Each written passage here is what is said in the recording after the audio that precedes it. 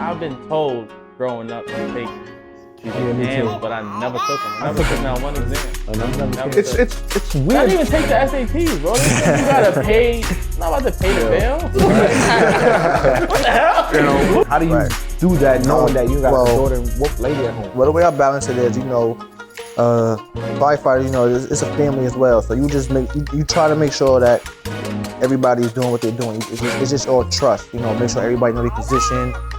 For people who are, now that you are a firefighter, right? For people who are at home, families, even people who are single without friends, whatever the case may be, what are some things that you didn't have at home or didn't notice at home, and now that you know better, you would encourage people to have or do for emergency preparedness? Right?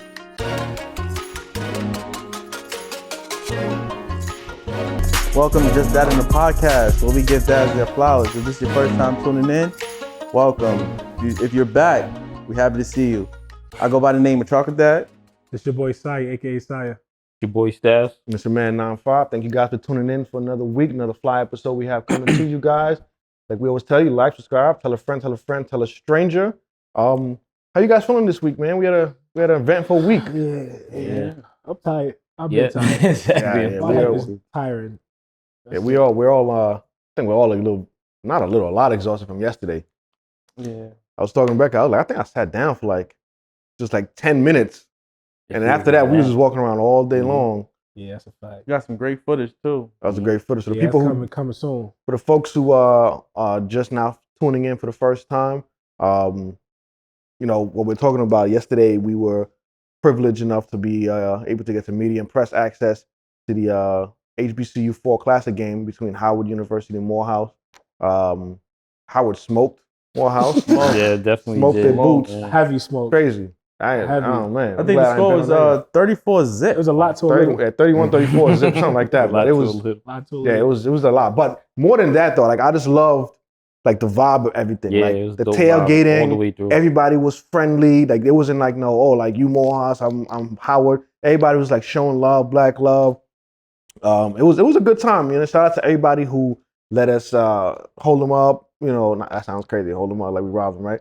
Who let us take their time and do interviews. Those who also gave us more inside VIP access to a lot of stuff on the ground floor. We definitely truly appreciate that. It won't ever go unthanked. So we definitely appreciate that. But also more than anything else, I appreciate y'all. Like I said, I tell y'all all the time. I appreciate you guys taking this journey along with me. We're building something phenomenal and great. I guess the last bit of update news. Yo, happy birthday to my guy Saya, man. Hey, happy belated, player. Yeah. When's your birthday? Oh, today? Yeah. Happy birthday, Saya. You're the birthday, Saya, man. That's the birthday, vibe, man. man. Happy The belated, Cash man. App, if y'all want to, bless my Cash App. There you go, begging again. Begging. Somebody Beg gotta do it. it. Somebody got to do it. Listen, man, closed mouth don't get fed, so we got to beg and get it how you got to get it. You know what I'm saying? And obviously in studio today we got us a dope guest. Some people might have already seen this young gentleman on social media and the news and such. Why don't you go ahead and introduce yourself to the people, man? What's up, everybody? My name is Khaleeq Baum. I'm recently new FDNY firefighter, one of New York's bravest. Also on the side, have my little hustle. Everybody's Nutcrackers, Brooklyn _ Nutcrackers. Got 22 flavors. I ship, I deliver, and it's good to be here with all these black dads. You got 22 flavors and brought one? Right. Jesus Christ. It's a little strong. Oh yeah. But I ain't no host, so I like my drinks. That's fine, man. Well, I appreciate you bringing these in. This is the first time we're trying these out, and Yeah, definitely. it definitely slaps. Yeah. Definitely slaps. It's a one and Did done. you say these are called baby makers? Yeah, those Something are like one that. and done. Well, I can't open this drink. I don't want to spill everywhere. There you go. Come on, you Try been it in the out. gym? You been in the gym, right? You ain't That drink shit nothing. hit, son. I did drink. I drank Come on, enough. I drink drank enough yesterday. Take it a sip. All right, that's it for the day. That's good. That was good. What's in the bottle? Was that fruit candy? What's that? Yes. Yeah, at the bottom I got some candy, some gummy bears and worms. At the Okay. bottom. We'll probably do you in after that too. Yeah, That's a fact. At the very end, you have a couple of those gummies. It's open for you, man. Gummies to take you out.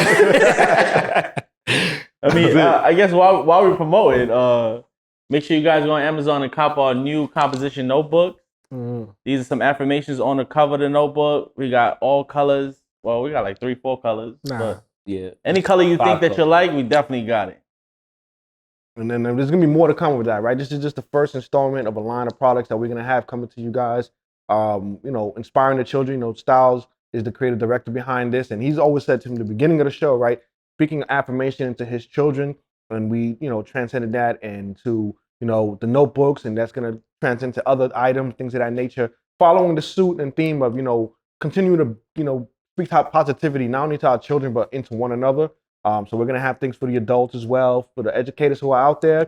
Listen, reach out to us. If you happen to have a school full of kids and you want to do like a bundled package or something, reach out to us. We're able to work something out for you guys. And like I said, we'll have the link in our bio. It's on Amazon, so go ahead and support. And it's Prime, right? So you know what I'm saying? 2-day shipping. Next day, really, depending on Take what care area. of that. Yeah, you might get same day some places. Yeah, You know what I mean? And they brand new, so they print to order. So you're getting fresh copies, not no used copies from anybody. Yeah, I have been sitting in our 5 truck. Yeah. I got wet and Nah, man, listen, you gotta be hustling, man, like mixtapes out the back of the truck. Definitely shoot DMs. Let us know any other ideas. Add more colors. Gonna try to step it up and make it even better.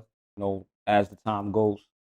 But like you said, 9-5 said is pretty much my goal when I was creating it. It was more so just to give an open door. You drop your kids off to school. That's it. At least they have some type of reminder, something that your parents are saying to you while they're there. And of course, adding more to it for just, like I said, kids have anxiety and some type of issues while they're there. Just want some reassurance to them. So yeah, so go ahead and support that. Definitely. We appreciate that, man. dope. Like you said, buy one, support your kids. You don't got kids, your neighbors, grandkids, Nephews. nieces, nephews. Yeah. And honestly, maybe you need one for yourself. Yeah. Honestly, everybody use a book. And no matter what you're doing in life, you can need a book for anything. Journal. Even if 100%. even out of school, like it's people that have to do sports betting. People like you can write your bets down. Yo, for all the bookies out there, you know what I mean? Bookies. Yeah, you got books. You know what I mean? Fucking Bookie with this. Why not? I gotta hold you. That might be the scariest Bookie because he's so calm. Like, yeah, I'm gonna put this in my notebook. Yeah, you owe me $2,000 next week. Okay, not break a leg. So kind of kicking off the episode, I guess Khaleeq, correct? Yeah. You mentioned that you are now part of NYPD's Bravest. Also want to take a moment. Last week, obviously, was the 21st anniversary of 9/11. So for all of those who were affected by that, I know everybody in New York City in the area, we all felt that and we all went through that, especially the firefighters who are down on ground zero taking care of business like you guys normally do, right? What made you decide to be a firefighter? Like, did you wake up and say, yeah, I want to go run into fire? You know what's crazy? What's up? Steph. We asked him now. He says he wants to be a firefighter. I don't Bring- know that's how, dope. why, You or can bring him to where the it came firehouse, from. man. Does she watch Paw Patrol? I don't. He does watch Paw Patrol, but I don't know where he get it from. He's like, I want to be a firefighter. That's crazy. That's dope, right? though. He's only 3 years old. Yeah. He's gonna change his mind, but for now, that's dope that Possibly, he you thinks he never knows what he want to be. That's good. It's good to start young, though, just to get ideas that on life. But how I started was I was in college, upstate New York, and it was a volunteer. Firefighters came.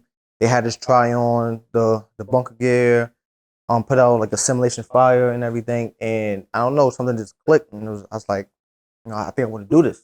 So I just took information, looked on how to apply and everything. So when I got back home, it was like 2017. Test went out, scored a decent score, scored a 1-on-1. My list number was like in the 2000s. And then like 5 years later, they hit me back up. Like that's a long process. Mm-hmm. But it was just because of that spark of interest at college that made me like, oh, I think I want to do this. And that's how I just took it and ran with it. So in your mind, all right, so you in college, right? And you do this, and you kind of see some interest in that. Now, after you took the test and everything, were you like checking online periodically, like, yo, are they gonna call me where my list number's at, or were you just like out of sight, out of mind, and then it just happened for you? Nah, I was still checking, but you know that the process is gonna take some time. Like the process could take up to 4 years. But with this test, it was COVID, so COVID kind of prolonged it a little longer. But you already know. Then you have people, and I guess like in your circle that's been taking the test too. They'll hit you up randomly, be like, oh, like your list number is this, or they up to this list number. Then they got like a Facebook group and telling people like, oh, I'm list number 1000 XX, and then you was like, okay, you know the process is going, so you just know like your time is coming soon. And also the FDNY, they'll like contact you to start working out and everything. Like we're having a mobile academy. Oh, what? Yeah, at the Rock. That's Randall's Island. They call it the Rock. Yeah, you come through, so you'll go and then you'll just start working out the way firefighters work out before you even on the job, just to get your some ideas, because you're gonna have some people that's gonna just quit, like, oh, this is not for me. So they try to weed out that was me. The weak ones. Bro, I took a few episodes ago. I took the test, I passed it, and I just like the effort. I was young. I was like 18, 19. I'm like, damn. Yeah, so they do that though. Then the academy though alone is brutal. Like you got DIs just yelling at you for no reason. They just trying to see like mentally. Like some army type shit. Like it's paramilitary. Okay. So they just try to make sure you're mentally strong, because when the shit hit the fan, you gotta still know what you're doing. You gotta not back out or just shake up. Right. So a list of you was like 2,000, right? So 2,000 people, basically, because you graduated with how many? I graduated with our list number was, we started with 340. We graduated 291. Okay, but you was at 2,000. So that means it went from 2,000. I'm including you. Or how does it work? So they have different classes, or they try to do like 2 classes a year, and then they could go through about like 500 candidates to get 300. People, they could either like they're not physically fit, or some just drop out. So they'll just keep going down the list number until they have the number that they want for a class. So they'll just keep going. 70,000 people took my test. Okay. So they're just going up until they take the next test, which is in 2025. So until then, they'll just keep going down the list numbers until the new test comes out, and then whoever they didn't reach to, so you was like basically 2,000 out of 70,000. Do they still give the other people opportunities, or they'll cut off once they got their class? Or once the class comes, it stops at wherever they stopped at. But the people behind who didn't get called yet, they still could get the next class. Right. Yeah, they can get the next class, unless like I said, until 2025, they'll start a whole new test. So whoever they didn't reach from my test, that's it. Wow. You would have to take the test over. You can take the test over if you're 29 or under. Once you 30 or over, you can take the test no more. Gotcha. Oh, really? Yeah. Oh, I didn't know that. Nah, because right now, I took the sanitation test. I passed it. I've been past it. They literally reached out to me like May this year. I'm like, I know. I already relocated and everything, and they wanted me to do the physical. You gotta relocate back. It's over. But the city test, man, they take too long though. And I was my process. list number, no lie, was like 17,000 or some I think crazy. The only test, I was like, they're not calling me. 17,000 people ahead of me. Yeah. But they hit.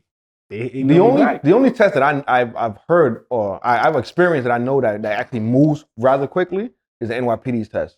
Because like when I wasn't working, I took the test.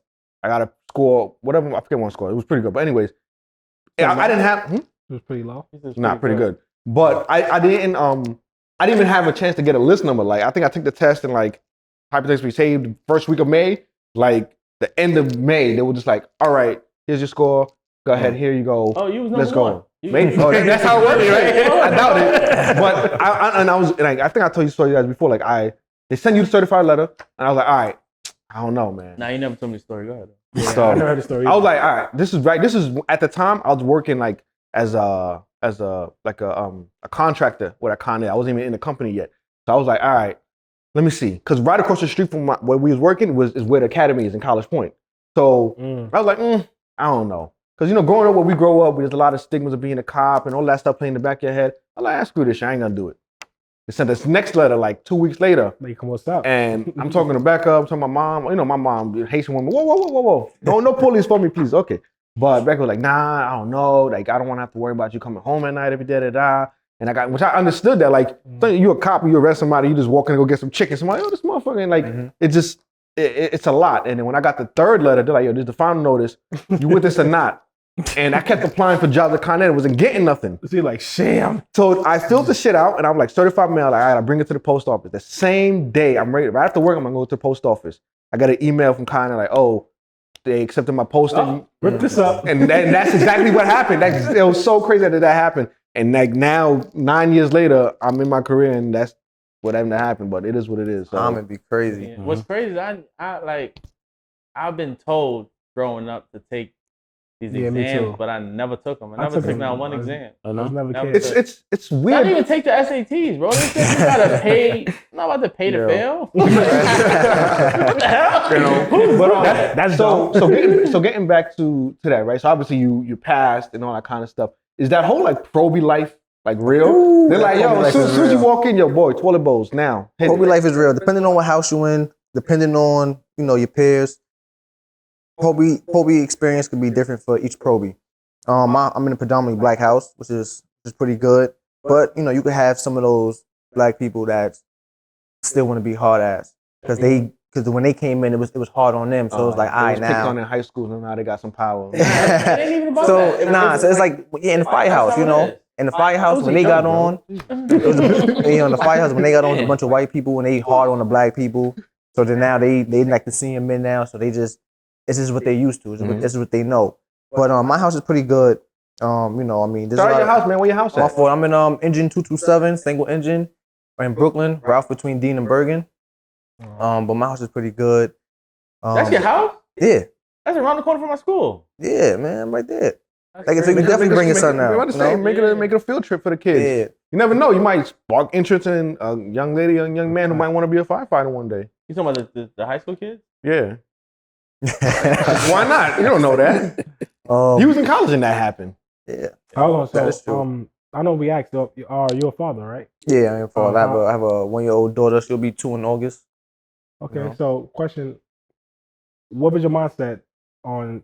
Because this is new position you started, right? Yeah. What was the thought process of starting this new career and becoming a dad?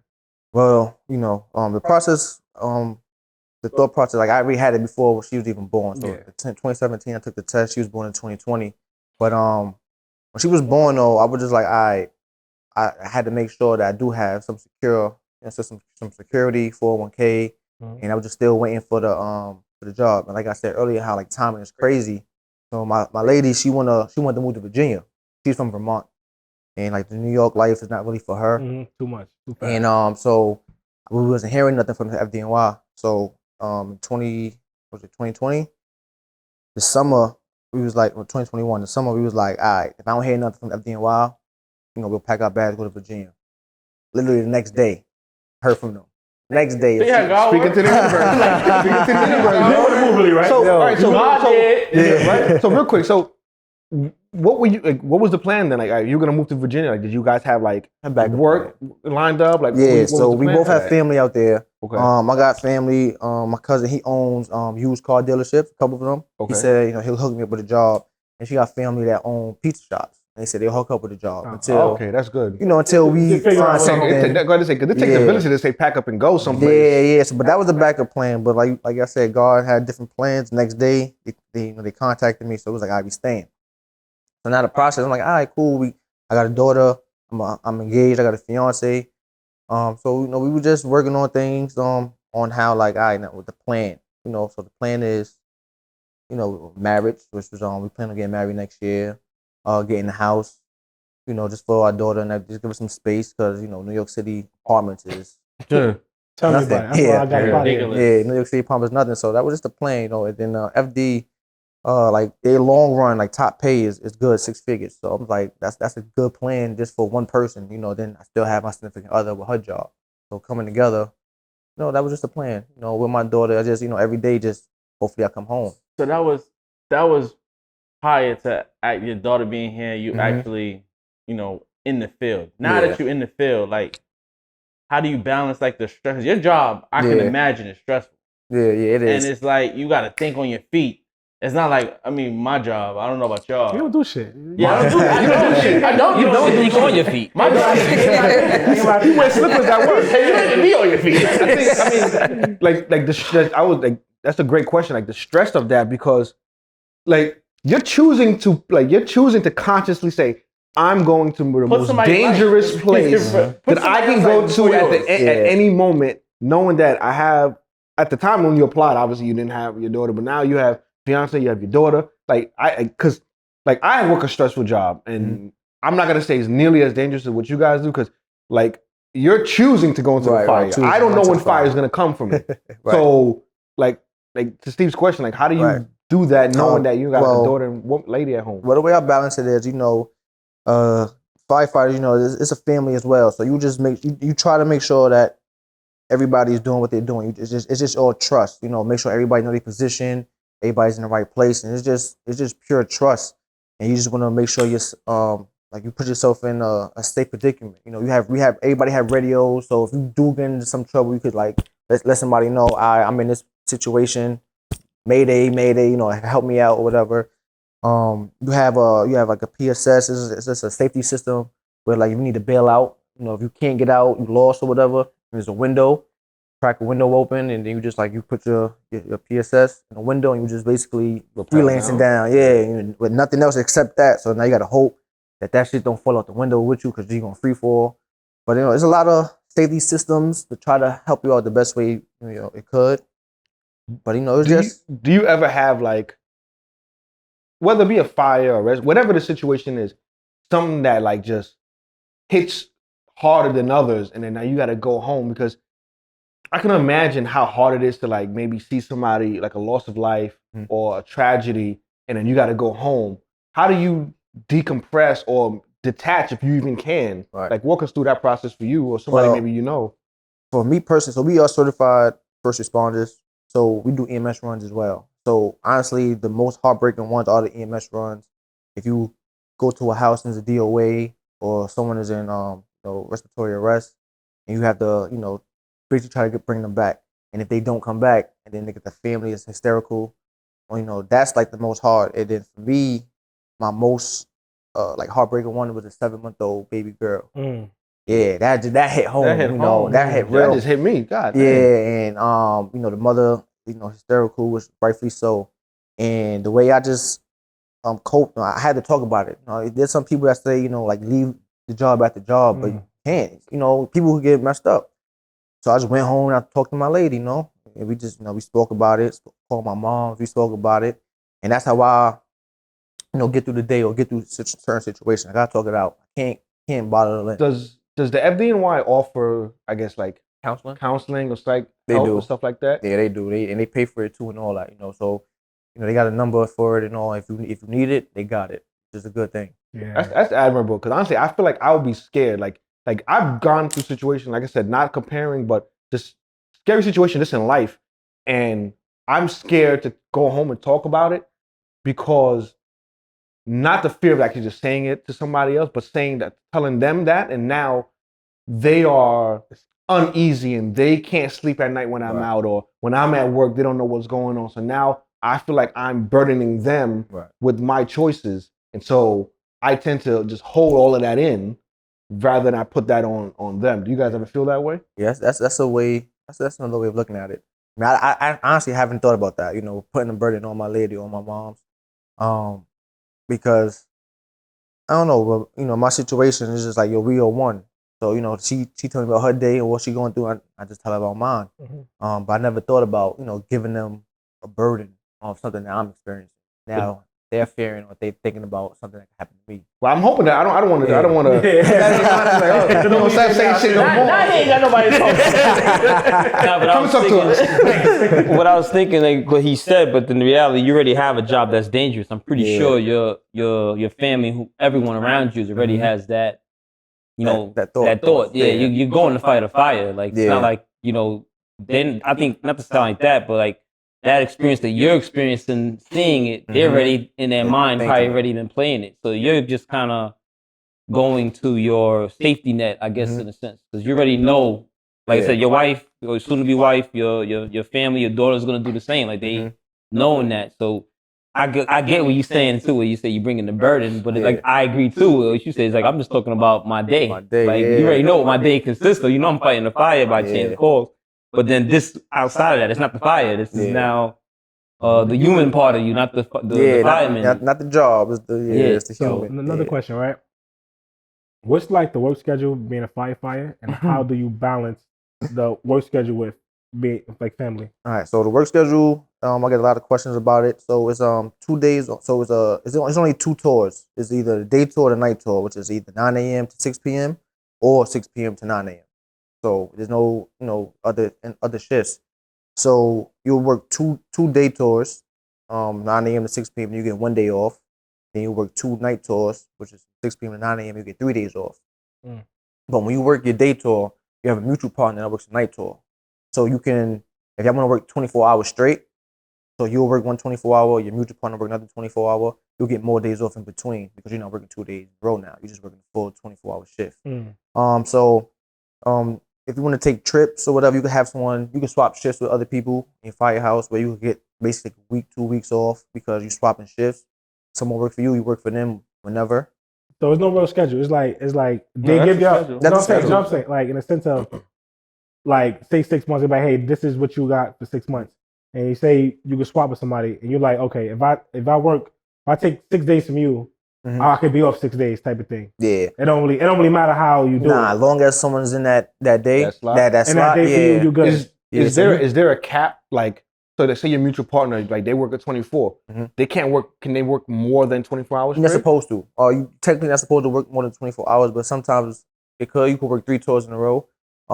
If manpower is 72 hours. That's what I heard. No, that's it's 24 either plus 9 or plus 15 hours. It's just another shift. It's just the next shift over. So the day tour is only 9 hours and the night tour is only 15 hours. So if you work at 24, depending on the next tour, if it's a day tour, it's just an added 9, or if it's a night tour, it's just an added 15. Yeah, because the way he explained it was you get 2 days and then you're off. Right. So someone else already has that schedule, so you can't basically take someone else's schedule because they're not your mutual partner, I guess. Yeah. No, I understand. What I'm saying is if you have your mutual partner taking multiple of your shifts or whatever, that's what I was asking. It's like you said, if you want to take a trip or something like that. Yeah. I mean, like, but you just if you're taking a trip, you can split it through everyone in the house. Anybody, not even in the house. Anywhere. In fire department. In fire department. Like if you know people, you can be like, yo, you working that day. If they say nah, they'll be like, all right, you could bang a tour for me. They'll take a tour. So now you owe them a tour, but they're covering you from when you want to go. So you have to work at that firehouse though. Yeah. So you'll work at somebody detail. You work at somebody else's firehouse. But that's fine. No, because what I thought, like, I don't know if somebody told me this or I just thought this in my head. I thought like how it worked was like you firefighters work like 2-3 days straight. Then like have like 3-4 days off and work 2-3 days straight. I heard that too before I got on. Everybody thought about it. But I ain't gonna lie, that's shit. That schedule's more lit than mine. Shit. Yeah. So how way better than mine. You can make the schedule work for you. You can make the schedule work for you. But prior to back what you were saying, like the probie life, for probies, like for the first 6 months, you can't do mutuals. You gotta work your tours. You gotta work your straight tours. Yeah, that's light though. Which sucks though. It's light, but it sucks. I mean, but you but now you can't do no swaps. Nah, you can't even work with your mutual partner. You gotta work probation. You gotta work. But my captain, he blessed us 6 months. So I just hit 6 months. So now I'm able to do my 24 mutual partners and everything. How long is your probationary period? Probationary is 18 months, but it starts while you're in the academy. So once you graduate the academy, it's like 13 months after. So I have about like 7 months left. How long is the academy? The academy is 18 weeks. Okay, got it. Yeah. Okay. So my probationary period ends in April. Okay. Yeah. Is it when you're in the academy? Is it because hypothetical because I don't know for sure, right? You're not allowed to do anything else. So you can't have any outside work and that kind of stuff. You don't have time. Are you guys getting paid through the academy? So your salary starts. Okay, your salary starts the day you start the academy. But the academy is just so brutal. It's like 12-hour days, 5 days a week. You literally don't have time to do nothing. Your body is shot. You gotta be there. I think like 2 hours before the academy even starts. Yeah. So if the academy starts at 7, you gotta be there at 5. And then when you're leaving like at 6 or 7 o'clock. Every day, 2 hours. I ain't gonna lie, they will fire Steve day 2. Day 1. Yeah. Now day 1, you don't make them all. So you guys, are you originally from Brooklyn? Yeah, I'm born and raised in Brooklyn. Yeah. So going from Brooklyn to Randers Island, it's annoying. Yeah, it was. I mean, is that like right next to Rikers Island? Yeah, nah. You can see it. You can see it on Randers Island though. Yeah. But I mean, it wasn't bad. Going in the morning wasn't bad because there was no traffic. Coming home, I mean, at 5 a.m., 4:30 in the morning, all right, cool, but at 6 o'clock in the evening. That was. Oh, you're not staying there. No, you commute every day. Back and forth. I'm definitely late. I'm definitely late. One day I might, and you gotta get up on your own. One day I just might not even show up. Yeah, that's what grown people do. You time. Because like, calling out and they can't. Like, yo, you only got the time. Because like what he and I do for a living, right? Well, the department I used to work in, where he currently works in, right?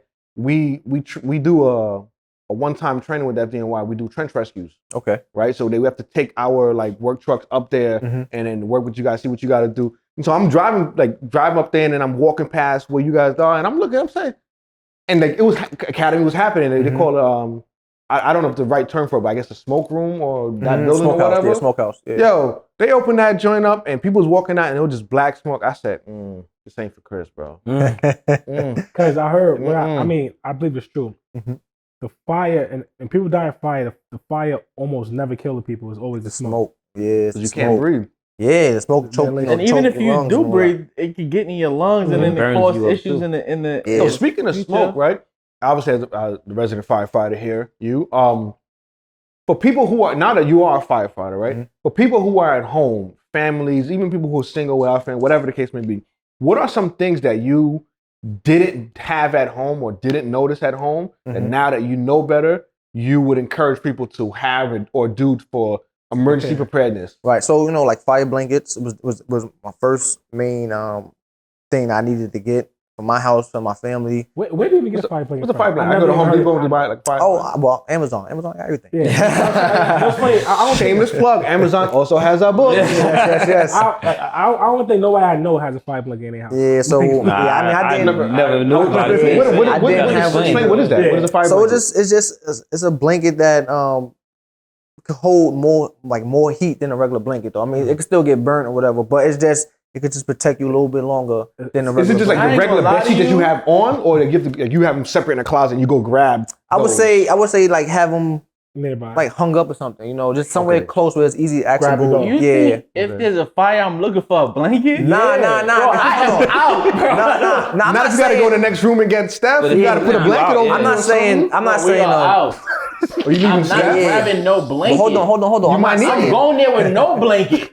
Oh, so you're just gonna die? This is a fight. Yo, man, you got a fight in here. You ain't let him speak his mind on it, man. Yeah. I'm not saying get a blanket and just stay where you at. Nah, get it and go. Yeah, get it and go. Cause like if you say you have to like run through a fire or something real quick though, like gonna help. It'll help protect you a little bit more. Cause people you're scared now, like say you in your room and the next room. But like let's say your only exit is between the fire's between only you and the exit, but you gotta get through that shit. If you had the blanket real quick, you just run through it real quick or something. But it wasn't gonna be burnt to Chris. But that was just one thing that I. So the fire blankets, right? And so obviously you can just, I guess, search on Amazon for fire blankets, things of that sort. What else would you recommend? Have a sharp tool, because if you have to break the window or something, like spark plugs, something. If you have to break the window. You can get an act like that guy at McDonald's. Yeah, that scene that video was crazy. You getting out of anything with that shit. Yeah, Some broke a whole table. Broke a table, bro. Table in the glass? Was that? But that shit, bro. That shit broke though. Nah, he definitely broke that. So like a sharp tool. And he put much force into it too as a funny part. Nah, exactly. Now when a sharp tool is that specifically like for glass or for like wooden doors? I would say it's more for glass or even like for like these like these cheap walls, like the sheetrock walls. If you need to get, go to the apartment next to you, and it's something just to get you away from the fire. And also, before the fuck on the job, I never noticed it. Like how some buildings have fire escapes, some don't. So the ones that don't have fire escapes, they are fire protected. So say if this was this room, say if this room was fire protected, it will as long as you close the door, it will only stay in here. Like it won't travel through the hallways. But houses, houses, apartments that has fire escapes, it don't. So it could travel. Oh, I gotta move. I got a fire escape. But that's no. But you go out the fire escape. That's what it's for. Yeah, you go through the fire escape. Well, only one of my rooms, and if that's the room. Get to that room. So that's that blanket. I didn't know that until I got on the job. So the fire escapes, so that's if you see a fire escape, that building is not fire protected. And then projects, they have no fire escapes. high rises and everything. Yeah. But if it stays in that room, all you gotta do is close that door. Ain't like a building project. My building had a fire escape, but I think it is fire protected. The building I lived in, because we did have a fire in the building, and nothing. The fire was in one of the apartments across the hall, and nothing happened until my father opened the door. Yeah, so once he opened the door, there was a carpet. We had like this mural rug by the door. That shit just burnt off. Because he opened, that was the second he opened it. It get the air to it. Son, the second he opened, that shit burnt off. Which door he opened? The front door. To your crib. To your apartment, yeah. We went out the fire escape, But obviously. he opened the front door. Yeah, but he opened the front door because he wanted to hit. Like he was trying to figure out what was going on. I didn't think about it to just now, because like when you listen like to the news or just like whatever media outlets, they always say like, oh, it's like somebody forgot to close the door behind them. Is that what that is? Like, because they didn't close the door? Yeah, so if they close the door, the fire can be contained to where it's at. But once you suffocate, it could suffocate. It can suffocate itself, out, but also it just won't spread. But like you said, if they leave the door open now, like oxygen is coming through and everything, which is fueling the fire, and now it can spread. It can spread through the hallway. It could, it could just go through. It could just make its way if the door is not closed. But I noticed in the moment, a lot of people running to leave. Let me close this door. Once you open that door and that pressure, I'm surprised he even was able to close it. Because once you open it, don't the pressure hit you? It depends. On the fire, right? Yeah, it depends though. Every fire is But different. I've also seen like in like office buildings, things of that nature, like doors are self-closing. That's what I want to say. It's supposed to be a lot of fire protected buildings is supposed to be the automatic closing doors. But some people, they'll make adjustments to it where it just it don't close or whatever. Cheap. Like, I'm gonna put this bill on in 2 weeks. Yeah, so yo, it's crazy. On TikTok recently, I love TikTok. I'll be honest. So a dude was like, his front door to his house doesn't, when you open it, it don't close automatically. And like he's like a mechanic, like what do you call him, a handyman, whatever. And he was like, they called me out to fix this, and I charged him $250 for this, and all I needed was like the hinge, something with the hinge. He took it out to the opposite. He was like, "This costs $8, and my labor is $242 to do this." That's a profit. But it was just something simple that he said. The door, he took the hinge out and put it like opposite, put another screw in there or something, and it closed easy without a problem. And I'm like, now you're saying that, I'm thinking like, damn, because my house door, I'm thinking about it. When I open the door, it closes or and I open it, it stays open. It comes back automatically. Yeah, but that's the kind of doors you want though too. Just in case if a fire do happen, like that's what fire. Now being in this world, you'll just hear certain stories and you'll be like, like people don't think about firefighters, like what they got to go through. Because like I said, we running in. So if someone do leave a door open and we trying to get there, that's just making circumstances even worse. But like I said, door closed, what's behind that door. Closing the door, it helps. It just helps the situation. And I think some obvious things that people should have in their house, like a fire extinguisher, which honestly people don't. Like that is true, but in certain buildings, it'll be like in the hallway and everything. Yeah. But fire extinguishers in the house, like even like your crib, like you see things on TikTok, like somebody's cooking bacon and a fire starts and they go and throw water on it. It's like, bro. But I think it's just people like just lack of not knowing or whatever.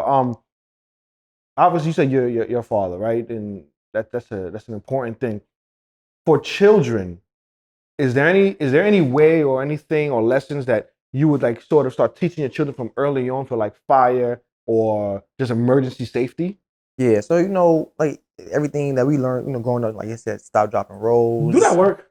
It could, because at the end, say you I don't like the way you said that. I don't like the way you said it could. The reason why I'm saying what works better? Every fire is different, you know what I mean? But like if you have like let's say your shirt catch on fire, clothes catch on fire, whatever, and if you stop you rolling on it, it's smothering it, it's taking it out. But like but say you got like body oil or some shit on you, like your skin is mad oily and now fire get on you, that stop drop roll is not gonna work. But that's why they tell us what natural fibers at work. Yeah, so so in certain situations that. All right, thanks for clearing that up. That makes sense. Yeah, okay. That it can help. I'm dead. Everybody were cooking the oil. Everybody were cooking the oil a little crispier. But as for children, this. I don't know, because some children is just hard headed. You can't you tell them one thing, they gonna do the opposite. That's kids' natural thing. They're gonna wait till their ass get burnt and then they're gonna figure it out. Yeah, then they gonna feel it. But kids are dumb. I'm saying some of them are. I don't know. To tell it, the child just stay from anything hot. Stay away from the stove. Don't play with the stove. Don't play with matches. You know, just The outlets be it. yeah. Electric, a lot of electrical fires now too. Now a lot of e-bikes. E-bikes batteries are starting to blow up. Oh, And we getting a lot of fires for those. When I was still, I remember somebody was saying, because now the world is more so going into the direction like what they call them, electric vehicles. Mhm. So I know they were saying that like you guys are more trained into the regular gas fire 'cause of a car, but then are you guys getting that training now because the battery powered? Lithium-ion batteries. They're starting to do some training. Like not everybody has that training yet because it's still brand new. So they basically shit has to happen negatively to figure out to start. All right, now what will work? Why haven't buy a bunch of old Teslas and blow them up on Randall's Island? Yeah, but you know what's crazy? People, I realize it's not smart. I mean, it's not average. I just noticed you cannot mix like the electric cars by the gas station. So people think that like you could do that, park it by there. Like, park it there. Yeah. Like we all go to the gas station. Y'all got gas. I got a Tesla. I'm telling there by y'all, and then my lithium-ion battery goes. That don't mix well with gasoline. People don't think about that. Actually, how I know because I work with battery stuff. Like lithium. What do you do with a hybrid car? But hybrids is running with gas anyway. Yeah. And electric. So you walking around on waiting to blow up. Waiting bomb, Like when I work out, we mess with like batteries, lithium-ion batteries, and we also work with stuff that's gas and diesel stuff. And they make certain stuff real clear to not mix, don't have certain things near certain things. Right. An explosion can happen like that. 2 seconds. And there's nothing you can do about it. Right. Because a lot of it with those electric vehicles or anything electric, they're continually shooting off. It's not. It don't stop. I don't know, but basically shooting off shots. You can say of electricity. Yeah, they constantly. So even if it's not being used, it's still there. So like you said, having it in the gas station, the fumes is there. Like when you use your gas pump, when it's done, it's done. They're not continually doing it. And they step a certain way. That thing is always. Those things are continually on. It could be. You could just not have it in the vehicle or like your battery in your phone, and it will blow. Hold on, real quick. It's a safety question. I don't know if you know this, but like I have a torch right in my work van, right? Like I use it to like burn stuff when I need to. Like hookah coals? Yeah, similar. It was bigger though, a little bigger. So, cause I leave it in my van. My van one of the blue bottles? Huh? Like one of the blue bottles? It's blue, yeah. Propane, I put a nozzle thing on it, yeah. So could it be pressurized? It is pressurized. See that? Yes, that's the thing. So I should keep it not when I'm not using it. Keep it. Yeah, you should unplug it. Unplug it, right? Yeah, I would say that. Yeah, I thought of that because I had it plugged. I was like, it's crazy. You're also not allowed to drive in tunnels. Yeah. Yeah, like he does every day. Like. Nah, because listen, I've done a lot of unlawful shit. Like now, I know I'm like, yo, ain't nothing gonna happen. Now, ain't nothing to happen, but it's not because you still know better. No, I know better. I give the benefit. Trash. All right, so you a dead though for no reason. Nah, absolutely, bro. No, because my work, I be you having just that show 101 ways to die or something. Oh man, the torch back there too, and I'm like, yo. Like a wrong bump can knock this torch over and hit the bat is over. Yeah. But not only that too, right? You should have it. But not only that, you should have it in something that keeps it steady. Or like the torch. You don't want it rolling around or whatever because it's a pressurized tank. I think it's good, but I might strap it down somewhere. I might. No, I think you should. I think you should. But they sell holders or whatever because I remember when me and you were working together. Yeah, we had the 20 gallon propanes or whatever. But then when you had the handheld ones, they by OSHA now you have to put them in a slot so that they don't move around. All right, because that happens. And also the other issue with that rolling around is like even like your doors, right? Like you see like in the wintertime it might be a little different, and then in the summertime it might swell up or whatever. So now you gotta look when the pressure gauge is on those. It fluctuates based on how the weather is. That's how you know, like old people like freaks, their elbows be hurting when they the weather and shit. Like yo, when I was in the other field, I used to have like 5-6 propane just in the day. But we had the holders and everything was in place. But I got used to it. I'm just living life on the edge. Yeah, you living life on the edge. You know what's gonna happen? You be like, oh shit, boom, round. Yeah, I'm gonna go find. I ain't gonna lie. I got in a cage right now, but it's. Honestly, just buy like I'm gonna say zip ties, but buy like Velcro ties, just Velcro with whatever, or the crank ties. Come and go pay for that. I mean not you, but tell them to do that. And everybody else. I just go buy it, and I tell them after I buy it. Yeah. So we digress. Yeah. So before we go, final question I had for you: would you recommend your career field to other young black and brown men out there? And if you would, okay, explain why you would. because the job is moving in a more diverse direction. You know, it's a lot of houses. Like I said, my house is predominantly black, and then we have another house that's like 90% black. They name it called Chocolate City because well, first that's on Schenectady. That sounds a little sketchy to me. Nah, it's just because it's a lot of that's on Schenectady and St. John's. That firehouse. But their nickname is Chocolate City because it's like the blacks took over, and you know, so when we run into them, you know, they just talk about, you know, like they want more you know, brothers or sisters on the job. A lot of people, they got held back because of their skin color. You know, before they were just trying to get a certain amount just to say that we have minorities or whatever. But now it's like there was a lawsuit and everything. The doors is open for people of color. So the doors open for people of color. So I would recommend it because this honestly is a good career to, you know, to be in. It's a brotherhood, it's a sisterhood, it's a family as well. You get to meet people that you want to run into. You know, you get to know the other side of a job. You get to know some more safety measures and everything. You know, so I would recommend it. You know, and then there's always you know, avenues or people to talk to just to get their perspective on the job. Not just one person, but there's a whole community of, you know, black people. You know, just let you know, because at the end of the day, it may not be for some people, but it may be for some people. Right. You know, you never know. Never know. But we appreciate you, man. And you know, once again, shout out your brand. Yes, Brooklyn Nutcrackers. Yeah, for sure. Brooklyn _ Nutcrackers. Right. And so at the end of every episode, what we do is each person gives a dad and tip of the week, right? It could be something fatherly related, something related to being a man, whatever it is, a tip out there that you can give to help potentially better somebody else. My tip would be, you know, if you still with your lady, help the lady. You know what I mean? Because, you know, a lot of mothers, they feel like they put the burden on themselves because I'm the mother. Nah, like, you know, be there for your lady. I would say, you know, change extra diapers, bathe your child, like more, just be there and be more present with your child. You know, just let the child know that they have both parents. Let your significant other know that, you know, they're not doing it by themselves.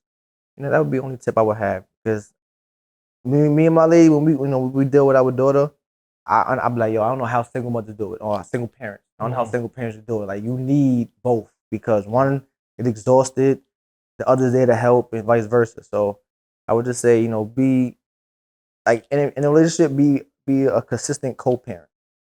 That'd be my tip. So. Fire. That's good. Anybody got something they want to go? My dad and tip of the week. Open your child's eyes to all sorts of opportunities. We probably said this before on the show, but there's a lot of careers out there that, you know, are untapped, untouched, that our black and brown kids are now given opportunities that, you know, we didn't have or anyone else didn't have. So just open their eyes to these, you know, different opportunities, whether it's like, I watch a lot of TV, and it's like, I never thought, but like, I think it would be fun to be an FBI agent. But like, growing up, I never thought about being an FBI agent. But I'm not watching TV and all that. Like, yo, that looks cool. Like, I would like to do that, or CIS person, or forensics or something like that. Like, I don't think they had those options, because growing up, it was, you know, especially living in a Haitian household, either you're a lawyer, doctor, or, you know, something in the medical field, which I didn't even choose, because, you know, I do my own thing. But just open their eyes up to all these other opportunities. So Steph, right now at 3 years old, want to be a firefighter. So I'm gonna, you know, discourage him.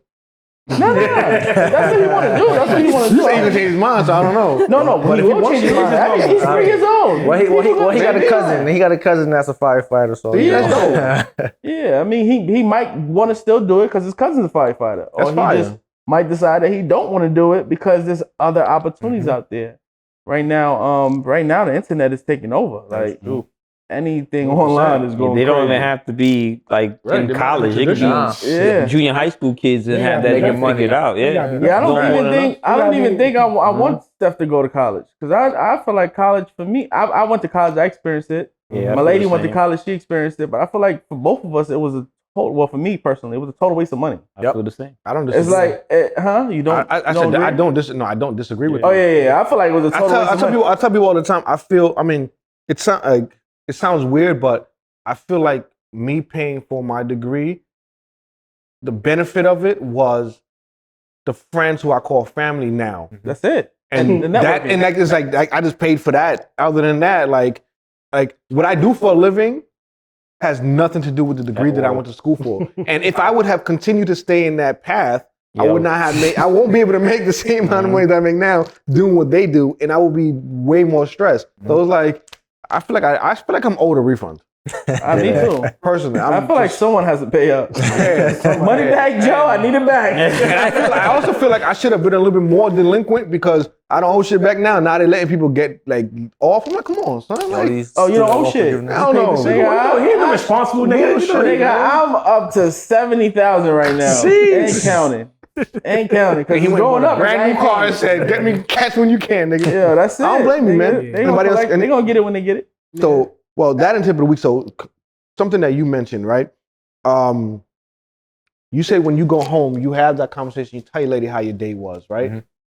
Me personally, more often than not, when I go home from work, especially like when I was working in the field, working in underground, overhead on electric lines and stuff of that nature, every day, how was work? It was cool. There's been times where shit done blowing up. I'm fucking pants is half gone and shit. Like, yo, work was cool because I don't want to put that stress on her potentially losing sleep, or when I'm at work worrying about it, and we have bringing a kid into the world and all that kind of stuff. But what the conversation you and Styles looked at it as, I shouldn't choose for her. I should, because when she comes home from work, she's ready to tell me everything. I'm sitting there like, word, should do that again? Get the f out of here. We're gonna run down on her. But me not giving her the opportunity to at least be there for me, because I feel like I'm just gonna burden and scare her with my worries. I feel like hearing the way you guys described it, I'm gonna work to be better at that. So a tip out there, if the folks out there think the way that I did or currently do, give it an opportunity to let them choose and decide. That could even be a conversation. Like if you tell her how your day was, and you could ask like how is that affecting you? If she feel like like it's good, like she's good, then I have those conversations with her. But if she was like nah, like that keep me worried, then there's this stay in your lane where it's like, all right, it's cool. No, you can still. I'm gonna say what I think. Being you have never done it, right? When you do it, it might never be a burden to her, because she probably really wanted to know what the fuck happened. Like really, how was work? Oh, it was cool. It was regular work shit. Like nah, I went to work. This happened. So I think when you do it now, it's gonna be better. Then it's not gonna be a burden. It's not gonna be as a burden because she'll be interested in just to know what you want to do. And I feel to label something a burden on somebody else, that's up to you to do that. That's after you tell them something and you watch how they take it or do it. Right, exactly. So like you know what I'm saying? Or I mean, essentially that's how it start. But also, she could probably be like, say something to you about it, like, or she start acting a little different, like, like, hey, when you come home, you're right, like doing little stuff that you're like, damn, like, but that's like, you will catch it. It's all you're gonna catch it. Right. But you're never gonna know until you at least get the option. Yeah, you gotta get the option. So once you get the option, I don't think Becca would probably be on like. I don't think that would probably be a better like conversation for y'all. Well, it's a little bit different now because now I supervise the people who do the more dangerous options of what I used to do. So it's not as crazy now. But if I go back and be like, yo, remember back then? I mean, you can still do that, but even now, you in a different position. You can still tell her like, yo, I had a cold day, nigga blew his face bro. off. She watched the show. She gonna hear it. She gonna hear that he was holding back. So now, when she watched the episode, it's a conversation. All right, yeah. There you go. Episode drops this Wednesday, y'all. All right, come on, y'all. All right, cool. Style. Me, I got one real quick. Don't cut yourself short. And I say that in the sense of like me, like throughout my life, just being ignorant in a lot of situations and like not like caring about things. I don't really care about things like that. Like I missed out on opportunities and like I don't regret them. Like I could have been a firefighter. I took the test. I didn't get sanitation right now. If I really wanted to, I could have figured out make it work. I had a plug to be a CO. and I didn't push on that. I had multiple good like great careers that I could have chosen, but I choose like this me not to do it just because this me being me. This the dumb stuff that I choose. That's to do. why you have no regrets because you just being you. Yeah. I mean, I don't like it. Is what it is. What's for me is for me. Like I don't care. Right. But I'm just saying, there's other people out there that's not like me, so they might miss the opportunity, and that may be it for them. They may be like, I have multiple opportunities to do really good in life. I'm still doing pretty okay, but like there's other people get that one shot and go, oh, this didn't work. Like somebody who wanted to be a firefighter who like took the time out, take the test, and they failed, and they go, damn, like that's it. I don't want to do nothing else.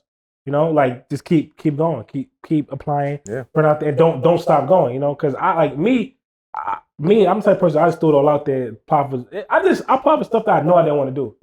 Like I'm like whatever. Let me just see. But I mean that's just me though. Like it's like because I'm like that you don't even meet the requirements. No. You said master's degree. I fucking something. No. Seriously. On the serious note, like for real, that's me having that mentality is how I got the job I have now. I lied. Yeah, you definitely did. I lied. I legit lied. Like, straight up. Like, they don't watch this. I hope they don't watch this because it's over. Don't matter. It don't matter because now you learned it. Exactly. Now I'm qualified. No, not even. I can speak about it because I think I told them. You hired me already. You already invested this much money in the What you gonna do? You can't fire me. Like, no. Because I'm in a field where it's not. They don't hire just like that. Right. So they look for particular people to hire before the interview. They say, you know what this mean? I'm like, yeah. I'm on the phone with them. I'm on YouTube and Google trying to see what the fuck this mean. Right. Like I ain't know. So, but I learned it. Now I'm good now. I know it now. But at that moment, I didn't. And now it's just me on some like I'm rolling with it. But that also goes to show, like you said, like tenacity, man. You just got to keep at it. I'm rolling with it. Like, they hey, you got this, you got that. Yeah, I got that. Fake it till you make it, man. No, I'm not faking it. I mean, you didn't know what you were doing, but you got to I'm it, though. just lying. It's a difference. I'm not making it. I'm just lying. You ask me a question, I give you an answer. I didn't show you proof. I just say, yeah, I got that. You like, okay. Show proof is faking it. Exactly. I didn't show proof. I just say, yeah, it's word I ain't for word. snitching on myself. Yeah, I just say, yeah. Now you said show it now, and I was like, I'm fade away now. Y'all got it. Y'all going mad hard now. Like y'all not even that serious, But now you're mad at them. but just like just overall, like just don't settle. Keep going, and even if you take that, you fail something. Just keep going. If you get a good situation, just don't be naive or ignorant to the situation. Just go into it, see what happens. Like just go into it. Like that's all I have to say. Just don't stop. Styles, bring it home, brother. I'm still laughing at this dude. Something I learned myself, and I spoke about it. I forget who I spoke about, but it's so fact. We always keep saying like I do, cause I try like to help people out. You didn't help me the same. Come help me. So you know how people will say like you don't want to share good news with people because of the fact that you worry about the bad energy because you want to put it out to the world. But it's just like you said, when you talk with your lady, it's just like if this junk don't happen today, we gonna leave, and then tomorrow you get the call. So I came to that realization, like there's nothing wrong with talking about good things going on with you. It's just the fact you gotta be conscious of the people that you keep around you. There we go. So at the end of the day, if it's not worried about if you have bad energy around you, that's your fault because you chose the people you kept around you. Like you could talk to your lady, you talked about it, it happened. If you got your mans around you, your girl around you, and it's hard. It's a hard truth. Even the person you lay next to sometimes is your worst enemy. But then if you feel so worried to share those type of things, like good news, like you about to have a new job, you about to do these type of things, that's your fault that you can't share those things. And then I even learned myself. I had a long period of time not celebrating myself because I didn't know how to share with things around people. But I realized that if you ain't talking about it, it ain't a celebration anyway. So even the fact that you do something small, like us doing this podcast, even if we didn't have our first recording, there was nothing wrong with talking about it. But then we talked about it amongst these guys and now who we have now. So a lot of times people my less than dad and tip is just like, if you can't share your good energy, then you need to find better people to share with. And those people that surround you ain't the people you need to keep around you. And it's really your fault. You had to take ownership that you can't share shit with nobody. You don't know how to celebrate yourself. It's your fault. And I say that because a lesson I learned is a tip that I learned myself that I want to pass on to everybody else. Man, that was good. That was good, And that's man. it. Take you home. Yeah, That's took a fact, it home. Listen, man, brother, we appreciate you. I want to say God bless. Continue to be safe. Yeah, Definitely slapping. Definitely slapping. Yo, make sure y'all hit the Instagram page. Yeah, man. Listen, where can they find Brooklyn_Nutcrackers? Brooklyn_Nutcrackers. I ship, I deliver. And if you want to pick up, you can pick up. I'm in Brooklyn, I'm in Flatbush.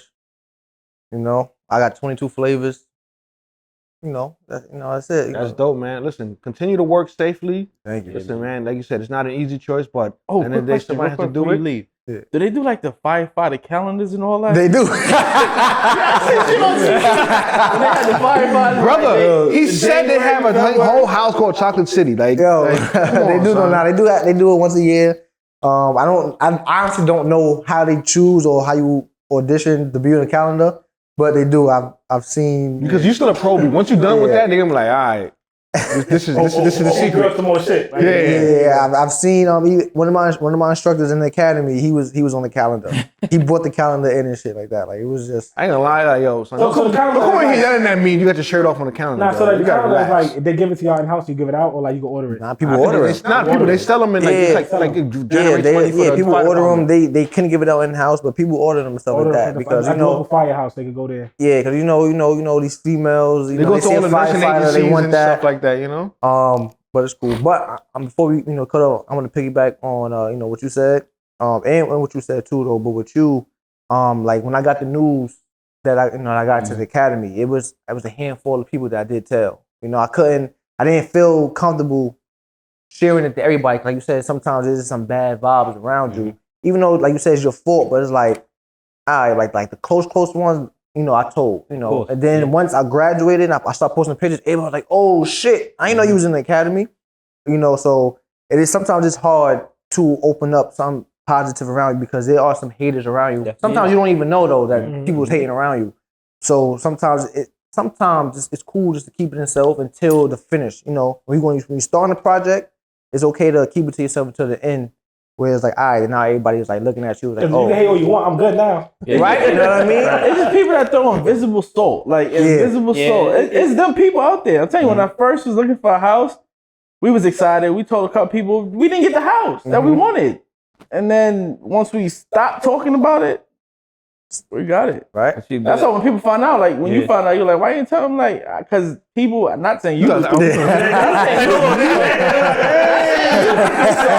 Crazy. What? I didn't want to tell nobody. I didn't even tell my mom, my dad, nobody, because you never know. But you know what it is that without me going so far with it, is this fact that I think some people are so militant with that kind of attitude that they don't know where there's a limitation. Regardless of the fact you're talking to somebody. Like you did it with Tia. So that's that energy that you need. You're talking with people that's gonna help you. A lot of times people are like, I ain't sharing nothing, and you don't know when to turn that back on to celebrate yourself. Like I was having a conversation. I went so long and not celebrating myself because I'm so busy not speaking. But again, you don't celebrate without speaking about yourself. A lot of people don't like speaking about themselves, but they run with it. I get the energy thing. You run with that energy, and then you keep it so self-contained. And then people like what you said is just like you didn't do certain things, not you, but that's your vibe. And then somebody else out there don't think like you. Somebody else like that they thinking, and they literally self-contain everything. They won't try to do their own nutcracker company. They won't try to do their own books because they so worried. I don't want to talk about it. I don't want, and then they start worrying about failure. They don't just do it. It ends up just being nothing. It just literally just stops right there. I feel that. Like Maya Angelou said, man, what happens to a dream deferred? Khaleeq, man, I appreciate you being on the show, brother. Listen, everybody at home. Our books on Amazon too. Amazon, man. Go ahead and get the books, man, for the kids, them. We got a lot more coming just now. We're tuning. See you guys next week when you guys tune in, man. Peace out. Peace.